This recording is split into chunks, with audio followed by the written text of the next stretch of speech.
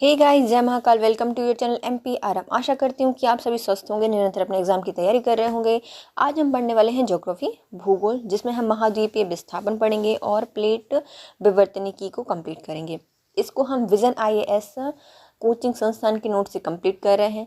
यदि आप हमारे चैनल पर नए हैं, अभी तक चैनल सब्सक्राइब नहीं किया है तो चलिए गाइस, पहले चैनल सब्सक्राइब कीजिए, वीडियो को लाइक कीजिए, कमेंट कीजिए और प्यारे प्यारे फ्रेंड्स यार शेयर कीजिए। चलिए स्टार्ट करते हैं। पहले आता है परिचय।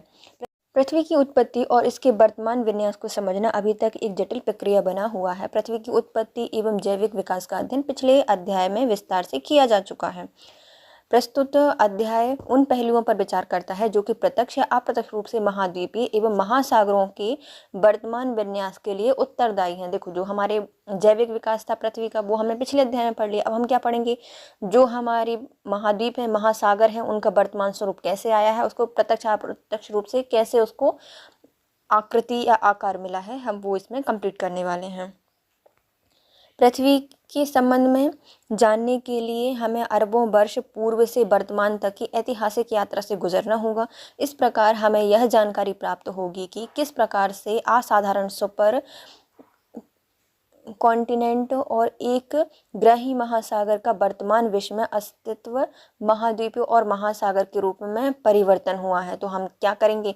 अरबों वर्ष पूर्व से हमारी जो पृथ्वी है उसकी ऐतिहासिक यात्रा को देखेंगे, जिससे हमें जानकारी प्राप्त होगी कैसे क्या बना है। जो हमारा भी सुपर कॉन्टिनेंट है, महासागर है, महाद्वीप है, इनका विकास कैसे हुआ, कैसे परिवर्तित हुए, इसको हम देखेंगे। महाद्वीपीय एवं महासागरों की उत्पत्ति के विषय में कई परिकल्पनाएं प्रस्तुत की गई हैं, लेकिन अल्फ्रेड वेगनर का महाद्वीपीय विस्थापन सिद्धांत तथा प्लेट विवर्तनिकी सिद्धांत, जो कि अपेक्षाकृत अधिक स्वीकृत है, का विस्तार विवेचन प्रस्तुत अध्ययन में किया गया है। देखो, महाद्वीप और महासागर हैं, उत्पत्ति के बारे में कई भौतिकविद आए और उन्होंने अलग अलग परिकल्पनाएं दी, लेकिन जो हमारे अल्फ्रेड वेगनर हैं, इनका जो महाद्वीपीय विस्थापन सिद्धांत है या प्लेट विवर्तनिकी सिद्धांत है, यह सबसे ज़्यादा स्वीकृत है। हम उसी का अध्ययन करने वाले हैं। महाद्वीपीय प्रवाह देखेंगे हम। 1596 में सर्वप्रथम एक डच क्रिस्टोफर एब्राहिम ऑस्ट्रेलियस ने यह संभावना व्यक्त की कि अमेरिका, यूरोप, अफ्रीका महाद्वीप अतीत में किसी समय एक साथ जुड़े हुए थे। 1858 में एंटोनियो साइडर ने तीनों महाद्वीपों के एक समय दर्शाते हुए एक मानचित्र बनाया, लेकिन उस समय के जो प्रचलित वैज्ञानिक दृष्टिकोण थे उनके द्वारा काफ़ी विरोध किया गया और परिणाम स्वरूप किसी भी तरह पर इस पर ध्यान नहीं दिया गया। देखो, महाद्वीपीय प्रवाह हम देखते हैं तो सबसे पहले किनका नाम आता है? तो इब्राहिम ओटेलियस का नाम आता है, जो कि कहाँ से थे? डच क्रिस्टोफर थे। इन्होंने बोला 1596 में कि जो हमारा पूरा यूरोप है, अमेरिका है और अफ्रीका है, कभी ऐसा हुआ होगा कि ये एक ही साथ जुड़े हुए थे। इन्होंने इतना बोल दिया। फिर 1858 में एंटोनियो साइडर आए, उन्होंने बताया, मतलब इस दर्शा दिया, तीनों को एक साथ जोड़ दिया, लेकिन उस समय के जो वैज्ञानिक थे उन्होंने इनका काफ़ी विरोध किया और इसको स्वीकार नहीं किया। नेक्स्ट आते हैं टेलर का महाद्वीपीय प्रवाह परिकल्पना। जो हमारे टेलर हैं, इनकी जो महाद्वीपीय प्रवाह परिकल्पना है वो क्या है? 1910 में FB टेलर, जो कि अमेरिका के थे, इन्होंने टर्शरी युग के वलित पर्वत, जो कि अल्पास और हिमालय हैं, उनके वितरण को समझाने के लिए महाद्वीप के क्षैतिज विस्थापन और महाद्वीपीय प्रवाह की परिकल्पना का प्रतिपादन किया। तो इन्होंने क्या किया है? ये हैं हमारे FB टेलर, अमेरिका के हैं। इन्होंने जो टर्शरी युग था उसमें जो वलित पर्वत का निर्माण हुआ था, जैसे कि अल्पास और जो हिमालय है उनका निर्माण हुआ था, इनके वितरण को समझाया और बताया कि हमारा महाद्वीप है वह क्षैतिज विस्थापन कर रहा है। इसको महाद्वीपीय प्रवाह की परिकल्पना कहा जाता है। इन्होंने महाद्वीप की प्रवाह की दिशा को विषुवत रेखा और पश्चिम की ओर माना है। तो इन्होंने क्या कहा था? जो हमारा महाद्वीप है वह कहाँ पर जा रहा है? तो वह जा रहा है विषुवत रेखा के पास या फिर पश्चिम की ओर प्रवाह कर रहा है।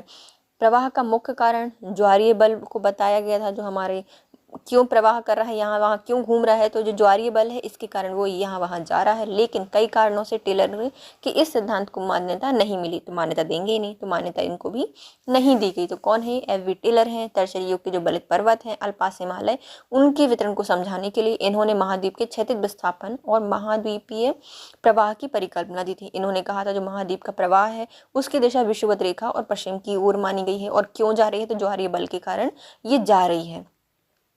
नेक्स्ट आता है अल्फ्रेड वेगनर का महाद्वीपीय विस्थापन सिद्धांत। तो ये हैं हमारे अल्फ्रेड वेगनर। इन्होंने 1912 में जर्मन के जलवायुवेत्ता अल्फ्रेड वेगनर ने महाद्वीपीय विस्थापन सिद्धांत का प्रतिपादन किया। इस सिद्धांत के माध्यम से वेगनर भूगर्भिक इतिहास से हुए जलवायु परिवर्तन की व्याख्या करना चाहते थे और भूमंडल पर अनेक क्षेत्रों में ऐसे भूगर्भिक प्रमाण मिले हैं जिनके आधार पर यह ज्ञात हुआ है कि एक ही स्थान पर जलवायु में समय समय पर अनेक परिवर्तन हुए हैं। तो ये किसने बताया है? तो अल्फ्रेड वेगनर ने बताया है। कब बताया था? 1912 में बताया था। कहाँ के थे? तो जर्मन के थे। इन्होंने कहा है महाद्वीपीय विस्थापन सिद्धांत का प्रतिपादन किया है। इस सिद्धांत में कहा जाता है जो हमारा पूरा भूगर्भिक इतिहास है उसमें जलवायु परिवर्तन की व्याख्या की है। इन्होंने कहा कि जो हमारा भूमंडल है अनेक क्षेत्रों पर ऐसे भूगर्भिक परिणाम मिलते हैं हमें या प्रमाण मिलते हैं जिनके आधार पर हम ये ज्ञात कर सकते हैं कि एक ही स्थान पर समय समय पर जलवायु परिवर्तित हुई है। वे इस निष्कर्ष से पहुंचते हैं कि जलवायु कटिबंधियों का स्थानांतरण हुआ होगा और स्थल भागों का स्थानांतरण हुआ। चूँकि विश्व में जलवायु कटिबंधों का वितरण मुख्य रूप से सूर्य की अवस्थिति और गति द्वारा नियंत्रित होता है, इससे स्थानांतरण का प्रत्यक्ष प्रमाण भी नहीं मिलता। लेकिन इसलिए ये संभावना अधिक की गई थी कि जो स्थल भाग है उसकी अवस्थिति में भी परिवर्तन हुआ होगा। तो देखो इससे इनने जो बताया जलवायु वाला सिद्धांत, इससे हमें क्या पता चलता है कि जो हमारा वायुमंडल है, जलवायु है, वह कटिबंधियों का इसमें स्थानांतरण हुआ है। जलवायु कटिबंधों का स्थल भागों का स्थानांतरण हुआ या फिर देखो जलवायु कटिबंधीय स्थानांतरित हो गई या फिर जो पृथ्वी थी वो स्थानांतरित हुई, उसका भाग स्थानांतरित हुआ है। क्योंकि विश्व में जलवायु कटिबंधियों का वितरण मुख्य रूप से सूर्य की अवस्थिति और गति पर नियंत्रण होता है। देखो जो हमारी जलवायु है वह कैसे नियंत्रित होती है? सूर्य की अवस्थिति और गति पर नियंत्रित होती है।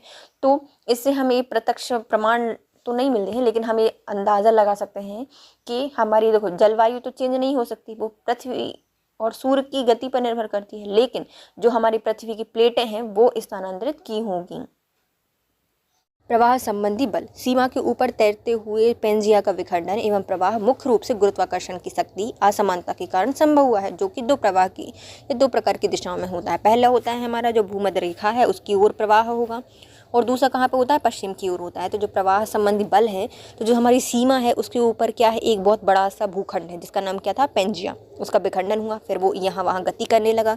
और वो क्यों हो रहा है गति? क्यों गति कर रहा है? तो गुरुत्वाकर्षण की जो शक्ति है उसकी असमानता के कारण वह यहाँ वहाँ जा रहा है। तो मुख्यतः दो जगह जाता है। पहला आता है जो भूमध्य रेखा है उसके पास जा रहा है और दूसरा पश्चिम की ओर प्रवाह कर रहा है।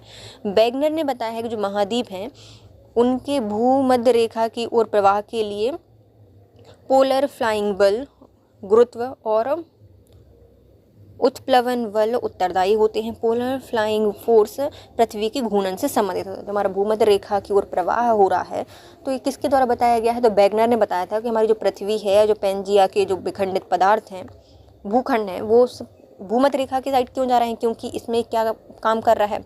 एक पोलर फ्लाइंग बल कार्य कर रहा है, गुरुत्व कार्य कर रहा है और उत्प्लवन बल इसके लिए उत्तरदायी है, जिसके कारण वह घूम रहे हैं।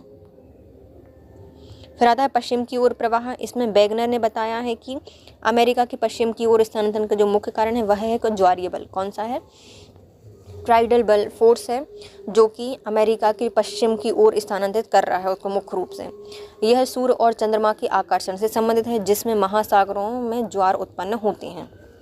सूर्य और चंद्रमा के आकर्षण बल से संबंधित है ज्वार, या जो हमारा उसके कारण ये पृथ्वी पूरी हिल रही थी, है ना। कौन सी वाली? तो जो अमेरिका पश्चिम की ओर क्यों चला गया? कुछ तो भूमध्य रेखा के पास आ रहे हैं, लेकिन अमेरिका पश्चिम की ओर क्यों गया? तो वो इसलिए गया क्योंकि वहाँ पे क्या कार्य कर रहा है?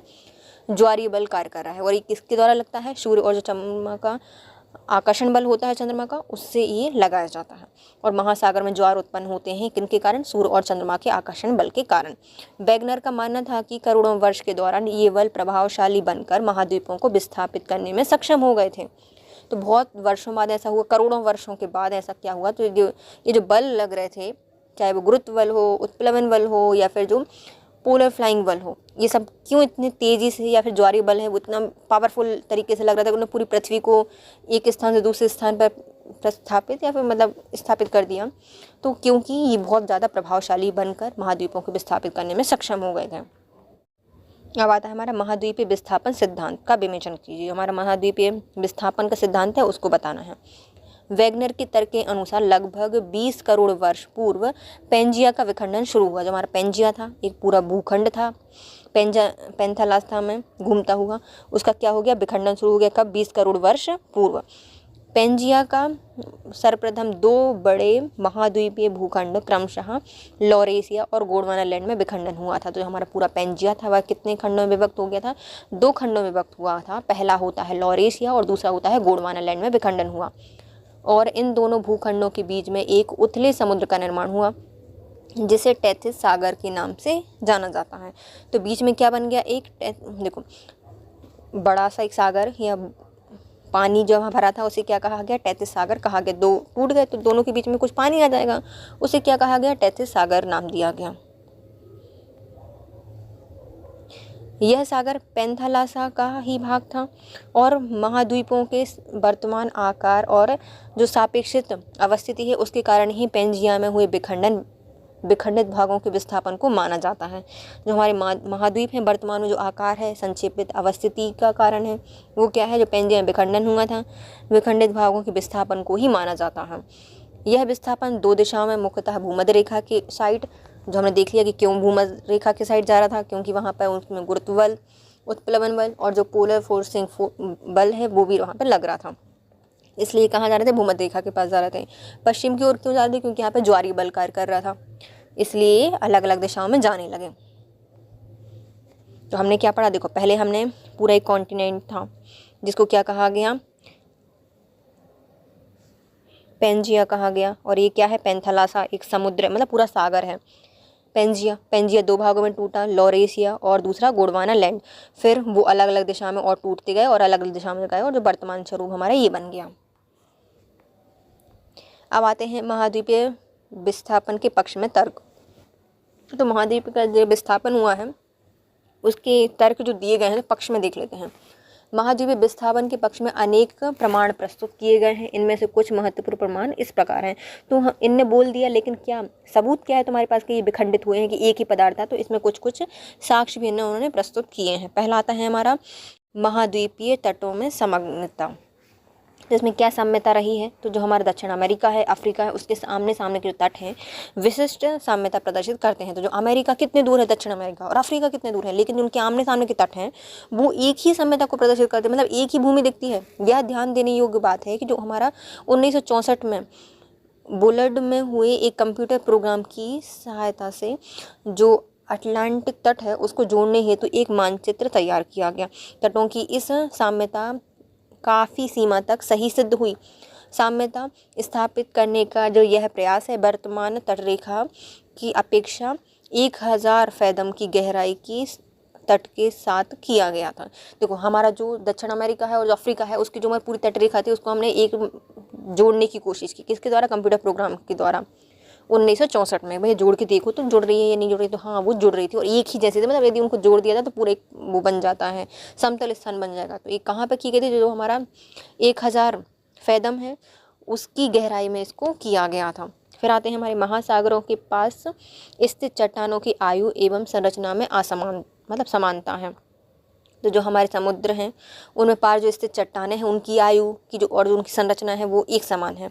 ब्राज़ील का तट और जो पश्चिम अफ्रीका का तट है वह लगभग 200 करोड़ पूर्व पुरानी सेल चट्टानों या समूह की एक पट्टी विद्यमान है। तो कहाँ पर हमारा देखो ब्राज़ील है, कहाँ पर है?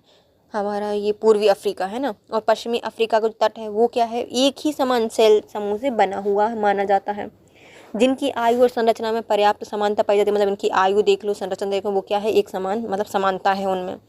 दक्षिण अमेरिका और अफ्रीका का जो तट है उनके निकट पाए जाने वाले जो प्राचीनतम समुद्री निक्षेप हैं जोरासिक काल के हैं। तो जो हमारा दक्षिण अमेरिका है और जो अफ्रीका है उसके पास जो समुद्र तट है उसमें जितने भी हमें प्राचीनतम समुद्री निक्षेप मिले हैं वो कब के माने जाते हैं, जोरासिक काल के माने जाते हैं।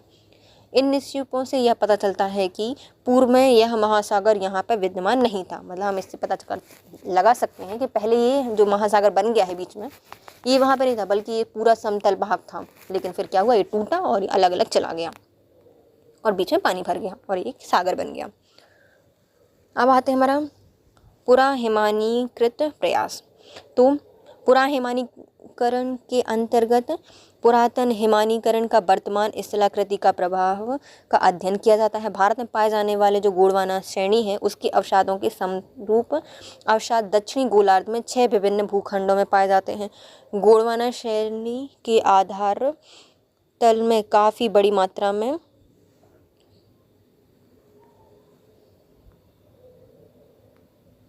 टिलाइट विद्यमान है। टिलाइट एक हिमानी निक्षेप से निर्मित अवसादी चट्टान है जो कि व्यापक रूप से लंबे समय तक हुए हिमाच्छादन को इंगित करती है। जो है पूरा हिमानीकृत प्रमाण देख लेते हैं। तो पुराना मतलब जो पूरा हिमानीकरण है इसके अंतर्गत क्या था, जो पुरातन हिमानीकरण का वर्तमान स्थलाकृति पर प्रभाव का अध्ययन करते हैं। मतलब कि क्या था वर्तमान की स्थलाकृति पर क्या प्रभाव पड़ा है, कैसी थी। तो भारत में पाए जाने वाले जितने भी गोंडवाना श्रेणी है उसके अवसादों के समरूप अवसाद दक्षिणी गोलार्ध में 6 विभिन्न भूखंडों में पाए जाते हैं। हमारा अभी गोंडवाना लैंड है इसके अवसाद हमें 6 अलग अलग जगहों पर मिल जाते हैं, अलग अलग गोलार्ध में देखने को मिल जाते हैं, जिनमें क्या पाया जाता है, टिलाइट पाया जाता है। और इसकी विद्यमानता हमें बताती है कि यहाँ पर हिमाच्छादन हुआ था। इस क्रम के प्रतिरूप भारत के अतिरिक्त Africa, Falkland, Madagascar, Antarctica, Australia में पाए जाते हैं। जो इसके अवशिष्ट हैं या भूखंड है वो हमें कहाँ कहाँ मिलते हैं, अफ्रीका में मिलते हैं, फोकलैंड में मिलते हैं, मेडागास्कर में मिलते हैं, अंटार्कटिका से मिलते हैं और ऑस्ट्रेलिया में पाए जाते हैं। यह समानता स्पष्ट करती है कि इन स्थल खंडों में भूगर्भिक काल में भी समानता रही होगी।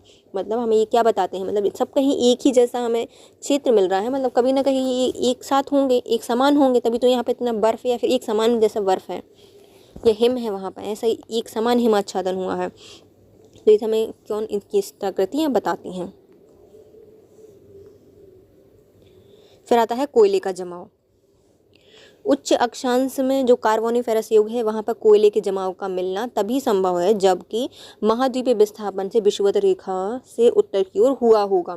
तो जो हमारा कोयला है उसका भी हमें कहाँ पर, जो उच्च अक्षांश है वहाँ पर कार्बोनिफेरस युग में कोयले के जमाव मिलते हैं हमें।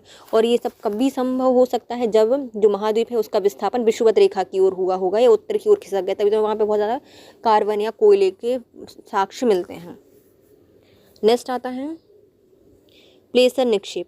ये क्या होता है, जो घाना तट है उस पर विशाल स्वर्ण निक्षेपों की उपस्थिति और ब्राज़ील के स्वर्ण युक्त सिराओं का पाया जाना यह सिद्ध करता है कि घाना विद्यमान जो स्वर्ण निक्षेप हैं वह ब्राज़ील के पठार से उस समय प्राप्त हुए होंगे जब ये दोनों महाद्वीप आपस में जुड़े होंगे। तो जो हमारा ब्राज़ील है वो कहाँ का भाग है, अफ्रीका का नहीं, दक्षिण अमेरिका का। ब्राज़ील कहाँ है, दक्षिण अमेरिका में है। और जो घाना है वो कहाँ है, अफ्रीका में है, पश्चिम अफ्रीका में देख लेते हैं ना, पश्चिम अफ्रीका में है। वहाँ पे भी देखो घाना में स्वर्ण सिराएं मिल रही हैं, स्वर्ण के निक्षेप मिल रहे हैं, बहुत सारे मिल रहे हैं। और ब्राज़ील में भी हमें स्वर्ण के निक्षेप मिल रहे हैं और दोनों ही तट लगभग यदि जोड़ दिया जाए तो आसपास आ जाएंगे। तो वो क्या होंगे, कभी तो एक साथ जुड़े होंगे, आपस में जुड़े होंगे, तभी तो वहाँ पे एक समान ही स्वर्ण निक्षेप हमें देखने को मिलते हैं। तो ये भी बता देगा, ये क्या बताता है हमें, प्लेसर निक्षेप के कारण हमें पता चलता है कि ये भी कभी एक समान रूप से जुड़े होंगे। जीवाश्मों का वितरण। एक समान पौधे जंतुओं के अवशेष की उपस्थिति तभी संभव है जब वे एक दूसरे ही भूभाग पर रहते हों। इसमें कुछ उदाहरण है, जैसे कि जो एक समान, जैसे कि एक डायनासोर है वो बेचारा एक ज़मीन पर गिरा एक जगह पर और वो पूरा वहीं पे ढक गया है ना, मिट्टी वगैरह से उसको दबा दिया गया। और फिर जैसे ही हमारा जो महाद्वीप था वो टूटा तो आधा अब डायनासोर इस वाले कॉन्टिनेंट में चला गया और आधा डायनासोर दूसरे वाले कॉन्टिनेंट में चला गया। तो एक समान जो जंतु के अवशेष हैं वह अलग अलग जगहों पर देखने को मिलते हैं। इससे हमें क्या पता चलता है कि कभी एक साथ जुड़े होंगे जिससे कि ये एक समान हो दिखते हैं। यह प्रक्षेपित किया जाता है कि लेमूर जीव भारत, मेडागास्कर, अफ्रीका में पाया जाता है। लेमूर कहाँ पाया जाता है? अफ्रीका, भारत और मेडागास्कर में पाया जाता है। कुछ वैज्ञानिकों ने इन तीनों स्थलखंडों को जोड़कर यह सतत स्थलखंड लेमूरिया की उपस्थिति को स्वीकारा है। तो देखो, जो लेमूर जीव है वो कहाँ पाया जाता है? 3 जगह पाया जाता है, भारत में, मेडागास्कर में और अफ्रीका में, है ना। तो हमारा जो भारत है वो कभी, इससे पता चलता है ना कि मेडागास्कर अफ्रीका का भाग होगा, भारत आया होगा वहाँ से, है ना। तो इसको जो हमारे वैज्ञानिक हैं उन्होंने क्या बता दिया, इस पूरे स्थलखंड को, तीनों स्थलखंड को जोड़ के बोला है ये पूरा लेमूरिया जनजाति या फिर जो लेमूरिया है वो स्थान है। फिर आता है मेसोसोरस नामक जो छोटे रेंगने वाले जीव हैं वह केवल उथले जल में ही जीवित रह सकते हैं।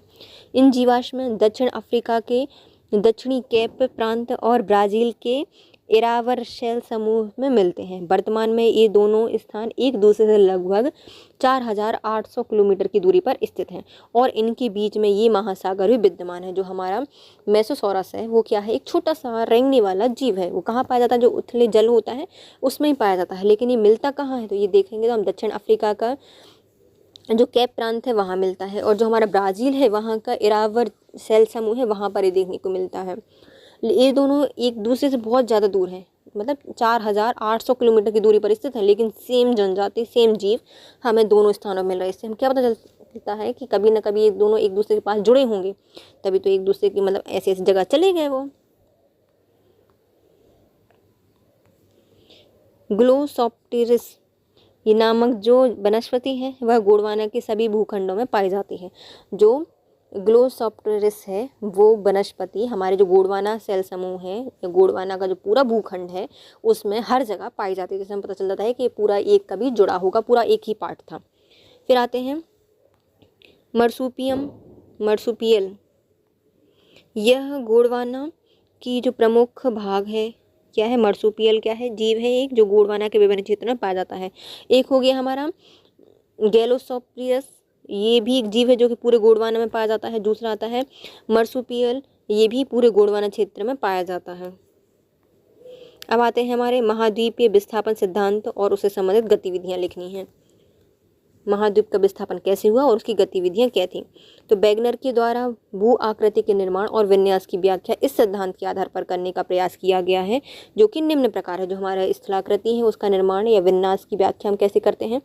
इन सिद्धांतों के आधार पर करते हैं। पहले आता है हमारा वलित पर्वतों का निर्माण कैसे बताया गया, हमारी भू आकृतियों का निर्माण कैसे हुआ, तो वलित पर्वतों के निर्माण से बता दिया। दूसरा द्वीपीय चाप है उससे बताया, और ज्वालामुखी और भूकंप से बताया। द्वीपीय चाप और ज्वालामुखी एवं भूकंप से इसको बताया गया है। हमारे पहला आता है वलित पर्वतों का निर्माण।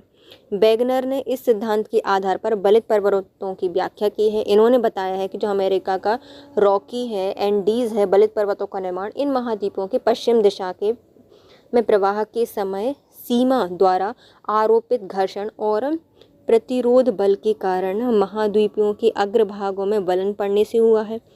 इस प्रकार हिमालय, अल्पास, एटलस वलित पर्वतों का निर्माण लॉरेशिया और गोंडवानालैंड की भूमध्य रेखा की ओर प्रवाह के कारण हुआ है। देखो, जो वलित पर्वतों का निर्माण है इससे हम बता सकते हैं कि हमारा जो पृथ्वी का विस्थापन एक जगह से दूसरी जगह हुआ है। कैसे बता सकते हैं?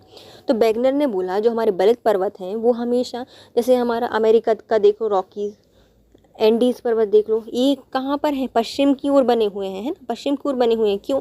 क्योंकि जब ये बन रहे थे तब जो सीमा है उसके द्वारा एक आरोपित बल, घर्षण, प्रतिरोध बल का कारण जो महाद्वीप था उसके जो अग्रभाग थे उसमें बलन पड़ गए।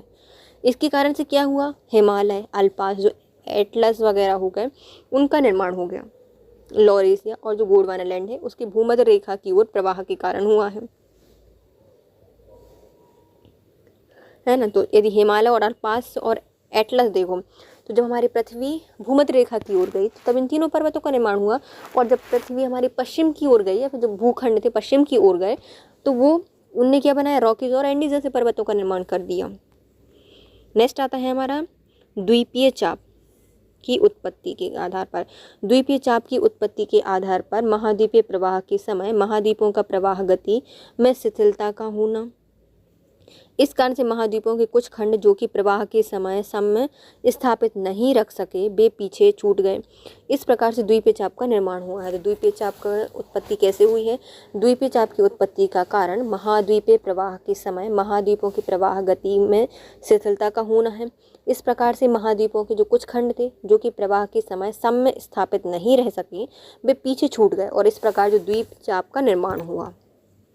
नेक्स्ट आता है हमारा ज्वालामुखी एवं भूकंप।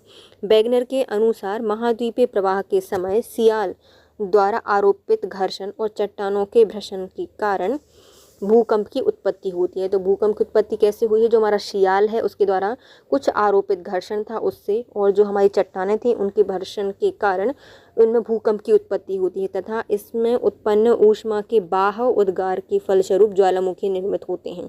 जो हमारी ऊष्मा थी उसके द्वारा बाहर निकलती है जब ऊष्मा, तो किसका निर्माण होता है? ज्वालामुखी का होता है। और जो हमारी पर्वत मतलब पृथ्वी है, भूखंड है, और सियाल है उसके द्वारा जो आरोपित घर्षण है या फिर घर्षण है उसके कारण क्या होते हैं? भूकंप आते हैं। नेक्स्ट आता है महाद्वीपीय विस्थापन सिद्धांत की आलोचना कैसे की जाती है। हर सिद्धांत की आलोचना की जाती है। हम देखते हैं महाद्वीपीय विस्थापन की किस तरीके से आलोचना की गई है। यह स्पष्ट है कि वैगनर ने अपने सिद्धांतों के समर्थन में प्रमाणों की एक विस्तृत सूची प्रस्तुत की है और इनमें कुछ प्रमाणों का अस्वीकार नहीं किया जा सकता। जितने उन्होंने प्रमाण दिए हैं हम उनको अस्वीकार नहीं कर सकते, लेकिन अनुमानों और अपर्याप्त प्रमाणों के आधार पर होने के कारण इन सिद्धांतों की आलोचना एवं विवाद का विषय बन जाता है। जो हमारे जितने भी हमने इनमें क्या लगाया? अनुमान लगाया है। पर्याप्त प्रमाण तो मिले नहीं कि जो इतने बड़े बड़े कॉन्टिनेंट्स हैं कैसे हम अच्छे स्पष्ट प्रमाण दे दें, साक्ष्य देते हैं ना, तो इसलिए इनकी आलोचना और विवाद का विषय बना रहता है इनका सिद्धांत।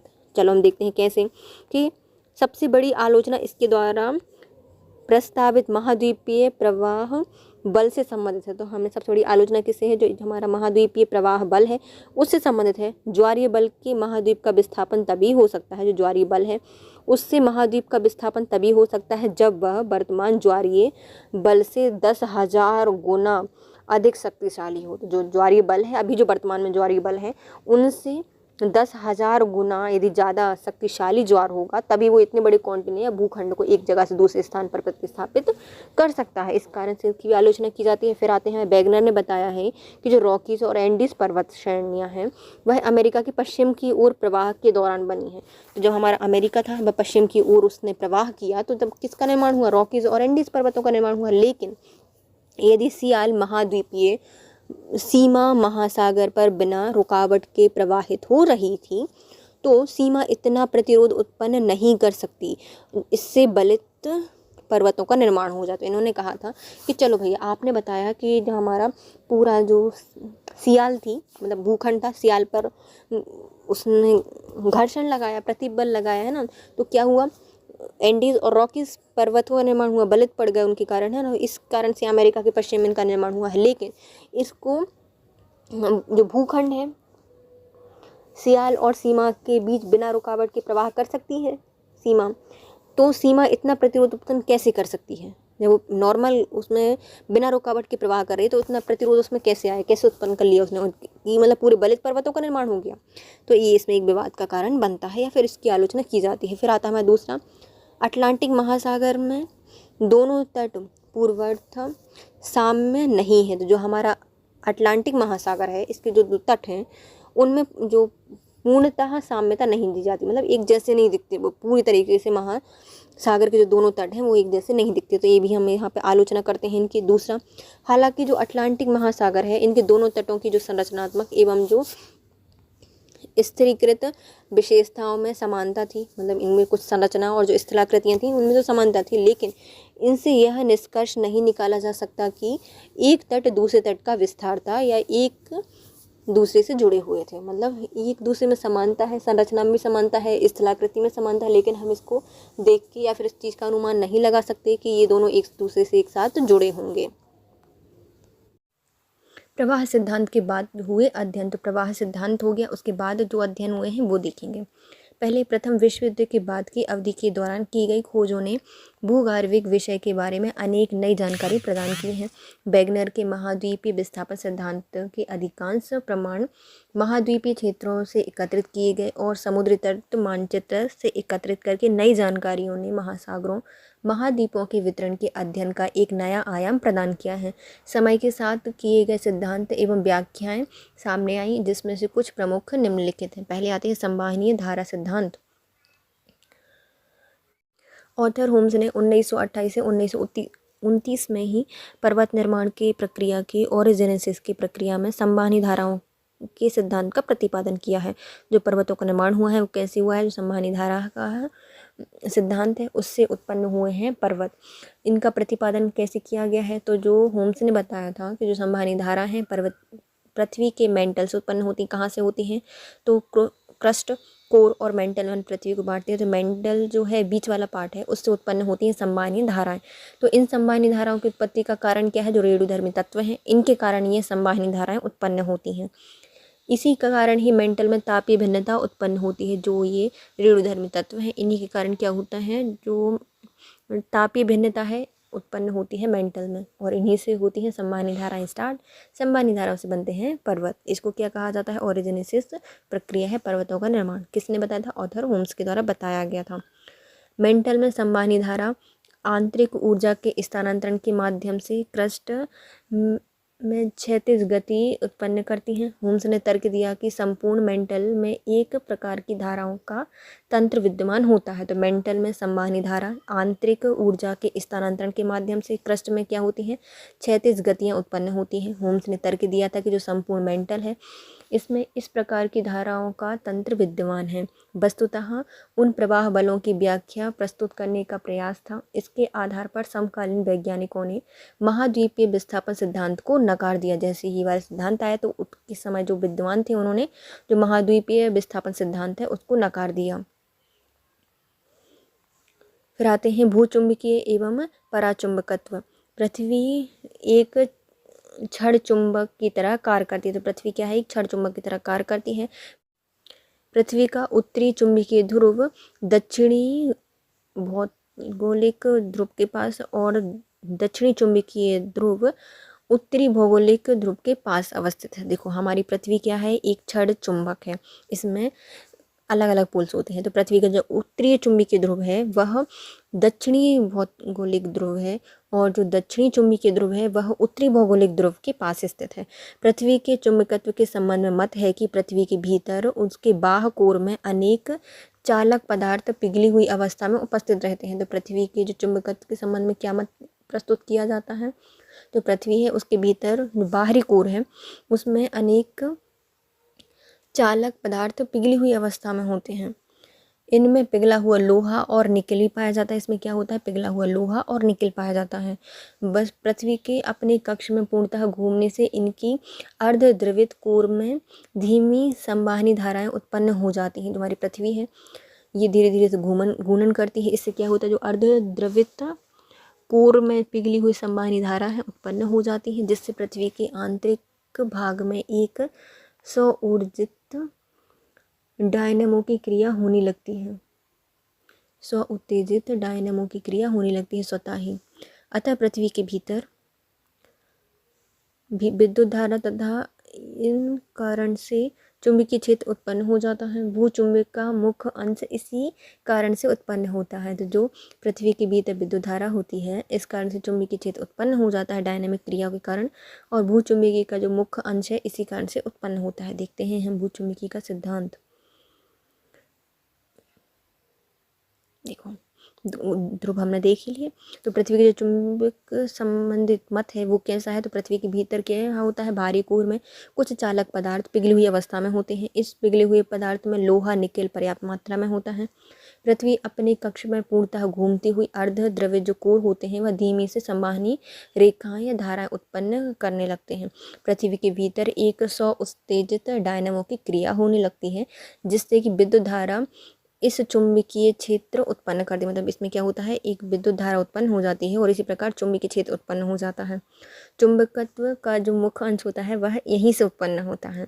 ज्वालामुखी उद्गार से निर्मित जो बेलसाट बेसाल्टिक लावा है वो पृथ्वी के तात्कालिक चुंबकीय ध्रुवीयता के अनुरूप चुंबकीय संरेखण ग्रहण करता है। जो हमारा ज्वालामुखी उद्गार है इसमें जो हमारा बेसाल्टिक लावा है वह पृथ्वी की जो आंतरिक चुंबकीय ध्रुवीयता के अनुरूप चुंबकीय संरेखण ग्रहण करता है। उदाहरण स्वरूप उत्तरी गोलार्ध में ज्वालामुखी उद्गार द्वारा निक्षेपित बेसाल्टिक लावा का चुंबकत्व तात्कालीन उत्तरी ध्रुव के चुंबकत्व के आधार पर निर्मित होता है। तो इसमें क्या होता है, जो उत्तरी ध्रुव है उस पर चुंबकीय उद्गार द्वारा जो निक्षेपित बेसाल्टिक लावा है उसका चुंबकत्व कहाँ जाता है, तात्कालीन उत्तरी ध्रुव में चुंबकत्व के आधार पर निर्धारित होता है। किंतु कालांतर में पुनः उस ज्वालामुखी द्वारा निक्षेपित लावा का चुंबकत्व पृथ्वी के परिवर्तित चुंबकत्व के अनुरूप परिवर्तित हो जाता है। जो हमारा लावा है वो क्या होगा, ज्वालामुखी के निक्षेप लावा है वह चुंबकत्व पृथ्वी के परिवर्तित जो चुंबकत्व है उसके अनुरूप परिवर्तित हो जाता है। हालांकि पहले के बेसाल्ट में प्लेट की प्रथम स्थिति का चुंबकत्व सुरक्षित रहता है। जो हमारी प्रथम बेसाल्ट की प्लेट थी उसका जो प्रथम स्थिति थी उसका चुंबकत्व क्या रहता है, सुरक्षित रहता है। इस प्रकार चट्टानें अपने उत्पत्ति काल के चुंबकीय गुणों को वर्तमान में प्रदर्शित करती हैं। तो जो चट्टानें हैं वह क्या करती हैं, उत्पत्ति काल के चुंबकीय गुणों को वर्तमान में प्रदर्शित करती हैं। इस अध्ययन को पराचुंबकत्व कहा जाता है। इसको क्या कहा जाता है, पराचुंबकत्व कहा जाता है। इस आधार पर सागर नितल में बेसाल्टिक चट्टानों के चुंबकीय गुणों का अध्ययन किया जाता है। तो जो हमारे सागर नितल है उसमें जो बेसाल्टिक चट्टानें होती हैं उसमें चुंबकीय गुणों का अध्ययन किया जाता है। इसमें प्लेटों की पूर्व की दिशा और दिशा परिवर्तन का ज्ञान होता है। इससे हमें क्या पता चलता है, जो हमारी प्लेट है उसकी पूर्व की दिशा पता चलती है पहले क्या थी और दिशा में क्या परिवर्तन आया है, इससे पता चलता है। इस अध्ययन के आधार पर ज्ञात होता है कि जो महासागरीय कटक हैं उनके निक्षेपण या जो निकट स्थित चट्टानें हैं उनके सामान्य चुंबकीय ध्रुवता पाई जाती है। जो हमारे महासागर कटक हैं उनके निकट जो चट्टानें हैं उनमें समान चुंबकीय ध्रुवता पाई जाती है। इन प्रमाणों से सागर नितल प्रसारण अवधारणा को आधार प्रदान होता है। इससे हम पता चल जाता है कि सागर नितल में क्या हुआ है, प्रसारण हुआ है, इस अवधारणा से पता चल जाता है। तो हालांकि जो हमारी बेसाल्ट प्लेटें होती हैं उनकी प्रथम स्थिति का चुंबकत्व सुरक्षित रहता है। इस प्रकार चुंबकीय अपने उत्पत्ति काल के चुंबकीय गुणों को वर्तमान में प्रदर्शित करती हैं। इस अवधारणा को पराचुंबकत्व कहा जाता है। इस आधार पर सागर नितल में बेसाल्टिक चट्टानों के चुंबकीय गुणों का अध्ययन किया जाता है। इसमें प्लेटों की पूर्व की दिशा और दिशा परिवर्तन का ज्ञान होता है। इस अध्ययन के आधार पर ज्ञात होता है कि महासागरीय कटकों के निकट स्थित चट्टानों में समान चुंबकीय ध्रुवता पाई जाती है। इन जो प्रमाण है इनसे सागर नितल प्रसारण अवधारणा को आधार प्रदान किया जाता है।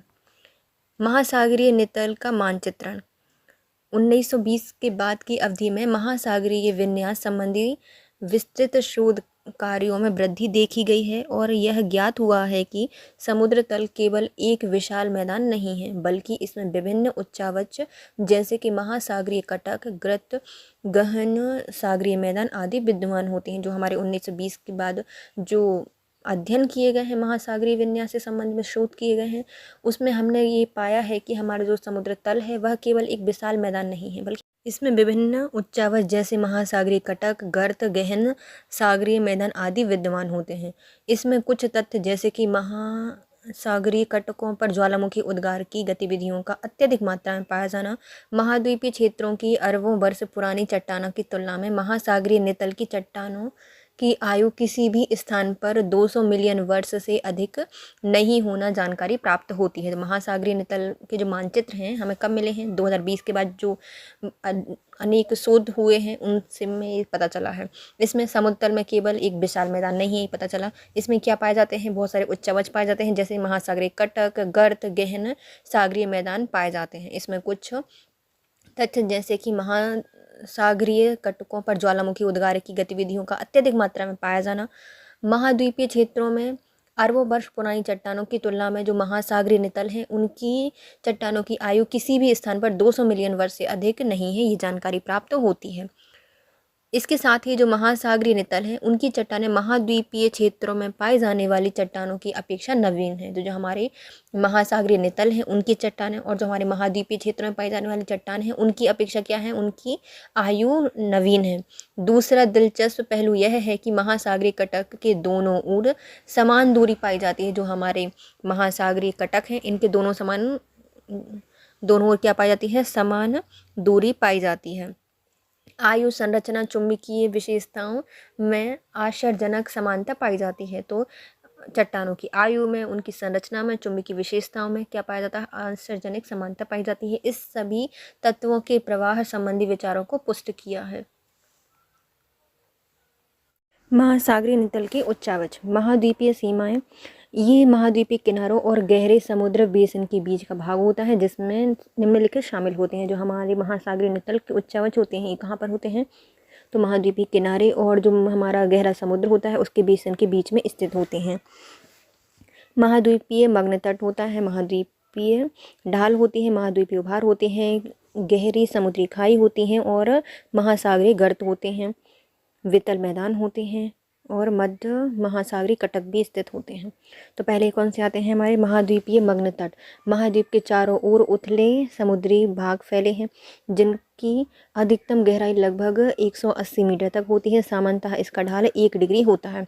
जो हमारा महाद्वीपीय मग्न तट है यह महाद्वीपों के चारों ओर उथला जो समुद्री भाग होता है, उथला हुआ वो होता है। इसकी अधिकांश गहराई कितनी होती है, 180 मीटर होती है और सामान्यतः इनकी ढाल कितनी होती है, 1 डिग्री होती है। नेक्स्ट आता है महाद्वीपीय ढाल। तो मग्न तट के आगे अवस्थित तीव्र ढाल वाला भाग जो कि महाद्वीपीय ढाल कहा जाता है, यह ढाल 2 से 5 डिग्री तक होता है। तो महाद्वीपीय ढाल क्या होती है, तो जो हमारे मग्न तट होते हैं उसके आगे अवस्थित जो तीव्र ढाल वाला भाग होता है उसे ढाल कहा, महाद्वीपीय ढाल कहा जाता है। इसकी ढाल कितनी होती है, 2 से 5 डिग्री तक होती है। महाद्वीपीय उभार, गहरी खाइयाँ और महासागरीय गर्त। नेक्स्ट आता है हमारा वितलीय मैदान। ये महासागरीय तटों और मध्य महासागरीय कटकों के बीच पाए जाते हैं। तो जो हमारे महाद्वीप तट है वो और जो मध्य महासागरीय कटक है उसके बीच का जो क्षेत्र होता है वो क्या कहलाता है, वितलीय मैदान कहलाता है। मध्य महासागरीय कटक यह आपस में जुड़े हुए पर्वतों की एक श्रृंखला बनाते हैं। इन कटकों के मध्य भाग में अवस्थित द्रोणी वास्तव में सक्रिय ज्वालामुखी होती हैं। संभवतः यह महासागरीय जल में डूबी हुई सबसे लंबी पर्वत श्रृंखला है। तो महाद्वीपीय या जो मध्य महासागरीय कटक होते हैं ये क्या होते हैं, तो ये आपस में जुड़ी हुई एक पर्वत श्रृंखला होती है। बहुत सारे मतलब उच्चावच पाए जाते हैं इनमें उपस्थित द्रोणी वास्तव में एक सक्रिय ज्वालामुखी क्षेत्र होता है। संभवतः यह महासागरीय क्षेत्र में डूबी हुई सबसे लंबी पर्वत श्रृंखला होती है, महासागरीय कटक।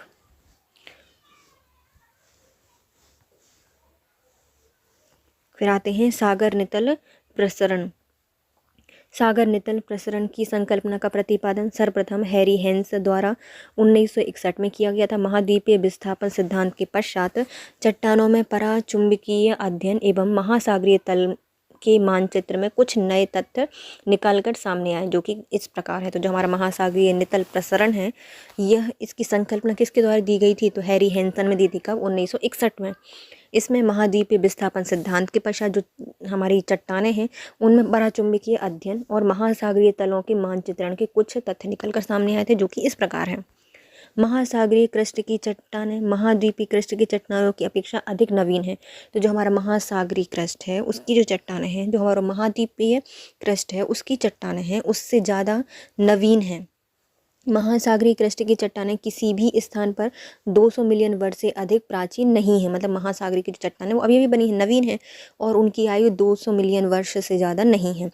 और जबकि जो हमारा महाद्वीपीय क्रस्ट है यहाँ पर अपेक्षाकृत बहुत पुरानी चट्टानें पाई जाती हैं और इनकी जो आयु है वह कितनी हो सकती है, 3200 मिलियन वर्ष पुरानी है महाद्वीप की। नेक्स्ट आता है महासागरीय कटक के निकट पाए जाने वाले अवसादों के निक्षेप की मोटाई काफ़ी कम है। जो हमारे महासागरीय कटक हैं उनमें जो पाए जाने वाले अवसाद के निक्षेप हैं उनकी मोटाई क्या है, काफ़ी कम है। और साथ ही जो कटक से दूरी बढ़ाने के साथ अवसादों की मोटाई बढ़ती जाती है। जैसे ही ये कटक से दूर जाते हैं इनकी मोटाई क्या हो जाती है, बढ़ जाती है। मध्य महासागरीय कटक केवल अटलांटिक महासागर में ही अवस्थित नहीं है। तो जो हमारा मध्य सागरीय कटक है वह सिर्फ अटलांटिक महासागर में ही अवस्थित नहीं है, बल्कि ये सभी महासागरों में भी अवस्थित होते हैं। तो ये सब कहाँ पर, अटलांटिक महासागर में ही नहीं, बस ये कटक, ये सब कहाँ पर है, महासागरों में भी अवस्थित है। इन कटकों में अत्यंत भ्रंश एवं ज्वालामुखी क्रियाओं के परिणाम मिलते हैं। तो इसमें बहुत सारे भ्रंश मिलते हैं और ज्वालामुखी क्रियाएं मिलती हैं। इन कटकों के मध्य काफ़ी मात्रा में लावा निकलकर सतह पर पहुंच जाता है। तो ये कटक हैं, इनमें बहुत सारे उच्चावच मिलते हैं, इनमें बहुत सारे निक्षेप मिलते हैं। यह सिर्फ अटलांटिक महासागर में ही नहीं मिलते, बल्कि ये भ्रंश और ज्वालामुखी क्रियाओं के परिणाम से इनमें बहुत सारे महासागर में कटक मिलते हैं और काफ़ी मात्रा में इनमें लावा भी निकलता है और जो कि सतह तक पहुंच जाता है। महासागरीय कटकों के दोनों ओर समान दूरी पाए जाने वाली चट्टानों के निर्माण के समय रासायनिक संरचना, संगठन और चुंबकीय गुणों में समानता पाई जाती है। जब हमारे जो कटक होते हैं, महासागरीय कटक होते हैं, इनके द्वारा लावा निकलता है और वह बहुत एक पर्वत चट्टान का निर्माण करता है, तो उसके समय रासायनिक क्रियाएं, संगठन और चुंबकीय गुणों में समानता पाई जाती है। महासागरीय कटकों के निकट स्थित चट्टानों में सामान्य चुंबकीय ध्रुवीयता पाई जाती है। जो हमारे महासागरीय कटक हैं, उनके निकट स्थित जो चट्टानें हैं, इनमें सामान्य चुंबकीय ध्रुवीयता पाई जाती है। कटक से दूर जाने पर चट्टानों की आयु भी बढ़ जाती है। जैसे ही कटक से हम दूर जाते हैं तो चट्टानों की आयु क्या हो जाती है, बढ़ जाती है।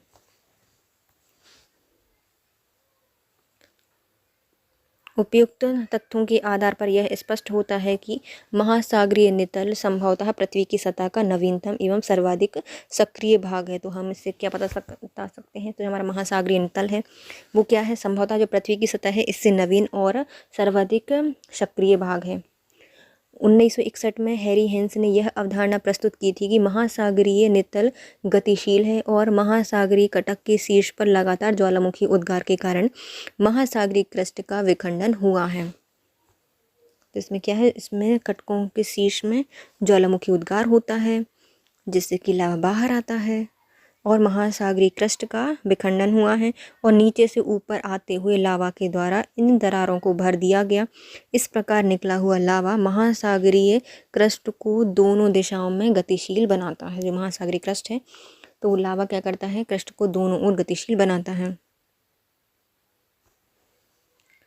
इस प्रकार महासागरीय नितल के प्रसार हो रहा है। तो जो हमारा महासागरीय नितल है वो क्या हो रहा है, प्रसारित हो रहा है, लेकिन इस प्रसार के कारण दूसरे महासागरों में संकुचन नहीं हो रहा। मतलब ये हमारा जो महासागरीय नितल है वो प्रसारित तो हो रहा है, लेकिन महासागरों दूसरे और जो है उनको संकुचित नहीं कर रहा है, क्योंकि जिस दर से महासागरीय क्रस्ट मतलब संचारित हो रही है, जो हमारा महासागर की जो क्रस्ट है वह संचारित हो रही है, उसी दर से लावा का निक्षेपण होने के कारण और उसी दर से लावा का निक्षेपण भी हो रहा है। इस कारण से कटक के नीचे महासागरीय क्रस्ट का निर्माण भी हो जाता है। तो सागर के नीचे क्या बन जाते हैं, क्रस्ट बन जाते हैं, महासागरीय क्रस्ट का निर्माण भी होता जा है।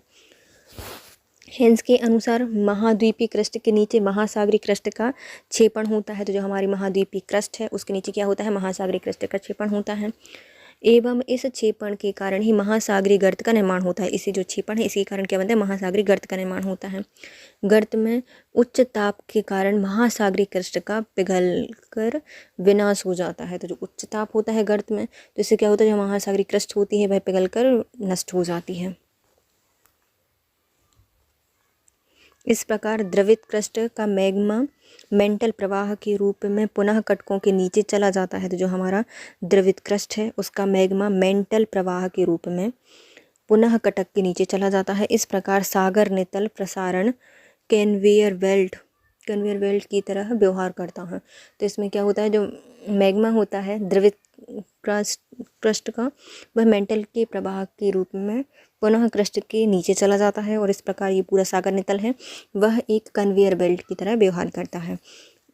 इस विश्लेषण करने पर यह पाया जाता है कि जो हमारा दक्षिण अमेरिका का अफ्रीका से पृथक्करण 2 सेंटीमीटर प्रति वर्ष की दर से लगभग 200 मिलियन वर्ष के दौरान हुआ है। इससे हम क्या पता लगा सकते हैं कि जो हमारा दक्षिण अमेरिका है वह अफ्रीका से पृथक कैसे हुआ है, तो 2 सेंटीमीटर प्रति वर्ष की दर से 200 मिलियन वर्ष के दौरान यह पूरा पृथक हुआ है। देखो हम देखते हैं इनको अच्छे से। सागर नितल प्रसारण को। तो हमारे जो सागर नितल प्रसारण की संकल्पना है उसका प्रतिपादन किसने किया था? हैरी हेंसन ने किया था 1961 में। यह महाद्वीपीय विस्थापन सिद्धांत के पश्चात चुंबकीय जो चट्टानें हैं इनमें पराचुंबकीय अध्ययन एवं महासागरीय तलों के मानचित्रण में कुछ नए तथ्य निकलकर सामने आए। ये कुछ इस प्रकार हैं, जैसे कि महासागरीय क्रस्ट की चट्टानें महाद्वीपीय क्रस्ट की चट्टानों की अपेक्षा अधिक नवीन है। महासागरीय क्रस्ट की चट्टानें किसी भी स्थान पर 200 मिलियन वर्ष से अधिक प्राचीन नहीं है, जबकि जो हमारा महाद्वीपीय क्रस्ट है उसकी कुछ चट्टानें 3200 मिलियन वर्ष पुरानी हैं। महासागरीय कटकों के निकट पाए जाने वाले अवशेष के निक्षेपण की मोटाई काफ़ी कम है। साथ ही कटक से दूरी बढ़ने पर अवसादों की मोटाई बढ़ती जाती है। मध्य महासागरीय कटक केवल अटलांटिक महासागर में ही अवस्थित नहीं है, बल्कि ये सभी महासागरों में भी अवस्थित हैं। इन कटकों में अत्यधिक भ्रंश ज्वालामुखी क्रियाओं के परिणाम मिलते हैं और इन कटकों के माध्यम से काफ़ी मात्रा में लावा निकलकर सतह पर पहुंच जाता है। महासागरीय कटक के दोनों ओर समान दूरी पाए जाने वाली चट्टानों के निर्माण के समय रासायनिक संरचना, संगठन और चुंबकीय गुणों में समानता पाई जाती है। महासागरीय कटकों के निकट स्थित चट्टानों में सामान्य चुंबकीय ध्रुवीयता पाई जाती है। कटक से दूरी पाए जाने पर कटकों की जो चट्टानें हैं उनकी आयु भी बढ़ती जाती है। उपरोक्त तथ्यों के आधार पर हम यह स्पष्ट कर सकते हैं जो हमारा महासागरीय नितल है संभवतः पृथ्वी की सतह पर नवीन एवं सर्वाधिक सक्रिय भाग है। 1961 में हैरी हेंसन ने यह अवधारणा प्रस्तुत की कि जो हमारा महासागरीय नितल की गतिशील है और महासागरीय कटकों के शीघ्र पर लगातार ज्वालामुखी उद्गार के कारण महासागरीय क्रस्ट का विखंडन हुआ है और नीचे से ऊपर आते हुए लावा के द्वारा इन दरारों को भर दिया गया है। इस प्रकार निकलता हुआ लावा महासागरीय क्रस्ट को दोनों ओर से गतिशील बनाता है। इस प्रकार महासागरीय नितल का प्रसारण हो रहा है, लेकिन इस प्रसार के कारण दूसरे महासागरों में संकुचन नहीं हुआ है, क्योंकि जिस दर से महासागरीय क्रस्ट संचारित हो रहे हैं उसी दर से लावा का निक्षेपण होने के कारण कटक के नीचे महासागरीय क्रस्ट का निर्माण भी हो रहा है। हेंस के अनुसार महाद्वीपीय क्रस्ट के नीचे महासागरीय क्रस्ट का निक्षेपण होता है और इस निक्षेपण के कारण ही महासागरीय गर्त का निर्माण होता है। गर्त में उच्च तापमान के कारण महासागरीय क्रस्ट का पिघलकर विनाश हो जाता है। इस प्रकार द्रवित क्रस्ट का मैग्मा मेंटल प्रवाह के रूप में पुनः कटकों के नीचे चला जाता है। इस प्रकार जो सागर नितल हैं उनके प्रसारण कन्वेयर बेल्ट की तरह व्यवहार करते हैं। इनका विश्लेषण करने पर यह पाया गया है कि जो हमारा दक्षिण अमेरिका है उसका अफ्रीका से पृथक्करण 2 सेंटीमीटर प्रति वर्ष की दर से लगभग 200 मिलियन वर्ष के दौरान हुआ होगा। अब आता है हमारा प्लेट विवर्तनिकी सिद्धांत। चलिए हम देखते हैं प्लेट विवर्तनिकी क्या होती है। तो प्लेट विवर्तनिकी का सिद्धांत सागर नितल प्रसारण सिद्धांत का ही एक विस्तृत और एक व्यापक रूप है। यह एक एकीकृत अवधारणा है जो कि एक साथ सागर नितल प्रसारण एवं महाद्वीपीय विस्थापन, क्रस्ट की संरचना एवं विश्व में भूकंप एवं ज्वालामुखी प्रतिक्रियाओं की समग्र तस्वीर प्रस्तुत करती है। तो जो हमारा प्लेट विवर्तनिकी सिद्धांत है ये क्या है? जो सागर नितल सिद्धांत है उसको एक विस्तृत एवं व्यापक रूप होता है उसका। यह एकीकृत अवधारणा है जिससे क्या होता है, एक सागर नितल प्रसरण, महाद्वीपीय विस्थापन, क्रस्ट की संरचना एवं विश्व में भूकंप ज्वालामुखी गतिविधियों की समग्र तस्वीर प्रस्तुत करता है। प्लेट शब्द का प्रयोग सर्वप्रथम 1965 में टूजो विल्सन द्वारा रूपांतरण भ्रंश की परिभाषा में किया गया था, किंतु प्लेट विवर्तनिकी की परिकल्पना सर्वप्रथम 1967 में W.J. मॉर्गन द्वारा प्रतिपादित की गई थी। मैकेंजी और पार्कर मॉर्गन ने स्वतंत्र रूप से प्रस्तुत किए गए विचारों को समन्वित करके एक अवधारणा प्रस्तुत की। इस अवधारणा को न्यू ग्लोबल टेक्टोनिक्स के नाम से जाना जाता है, परंतु कुछ समय पश्चात यह अवधारणा प्लेट विवर्तनिकी के रूप में प्रचलित हो गई। तो जो हमारा प्लेट है इस शब्द का प्रयोग कब हुआ था? 1965 में सबसे पहले टूजो विल्सन ने किया था, जो कि रूपांतरित भ्रंश की परिभाषा के लिए किया गया था। परंतु प्लेट विवर्तनिकी की जो परिकल्पना है 1967 में W.J. मॉर्गन द्वारा प्रस्तुत की गई थी। इसमें मैकेंजी, पार्कर और मॉर्गन ने स्वतंत्र रूप से प्रस्तुत किए गए विचारों को समन्वित करके एक अवधारणा प्रस्तुत की। इस अवधारणा को न्यू ग्लोबल टेक्टोनिक्स के नाम से जाना जाता है, परंतु कुछ समय पश्चात यह अवधारणा प्लेट विवर्तनिकी के रूप में प्रचलित हुई। प्लेट विवर्तनिकी 3 आधारभूत परिकल्पनाएं निम्नलिखित हैं। सक्रिय मध्य महासागरीय कटक पर सागर नितल का प्रसार एवं नई महासागरीय क्रस्ट का निर्माण निरंतर होता रहा। महासागरीय कटक के सहारे नवीन भूपटल बनने की पश्चात समीपस्थ दृढ़ प्लेट में समाविष्ट हो जाती है। तो जो हमारी सक्रिय मध्य महासागरीय कटक होती है उस पर सागर नितल का प्रसारण एवं कई महासागरीय क्रस्टों का निर्माण निरंतर होता रहता है। महासागरीय कटक के सहारे निर्मित जो नवीन भूपटल बनने के पश्चात समीपस्थ दृढ़ प्लेट होती है उसमें समाविष्ट हो जाती है।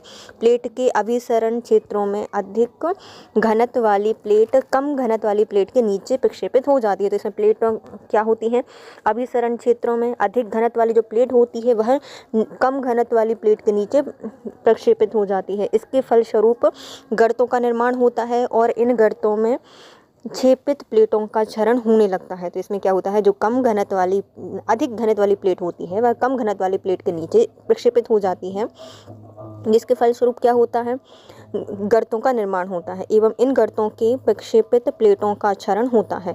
पृथ्वी की सतह का क्षेत्रफल नियत बना रहता है।